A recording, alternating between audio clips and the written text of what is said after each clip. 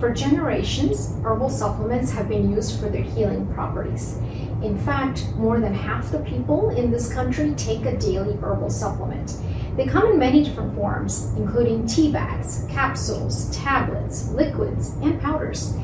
Examples of common herbal health products and supplements include black cohosh, echinacea, garlic, ginkgo, saw palmetto, and St. John's wort.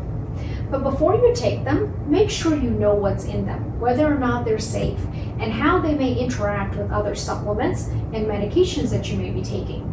Manufacturers of these supplements are not required to prove that their products are either safe or effective before they put them on the market. They're not regulated by the FDA. This is because the FDA considers herbal supplements to be food and not drugs.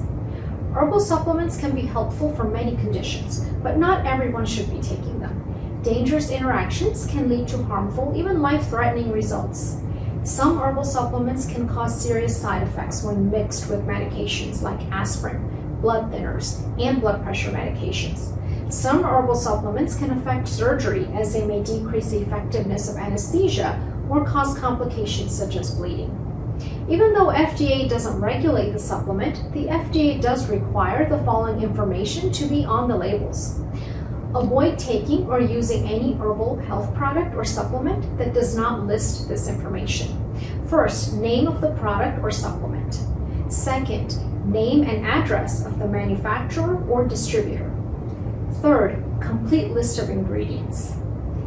Fourth, amount of product or supplement in the container or package. For more information about improving your health, please visit our website at healthymeweightloss.com.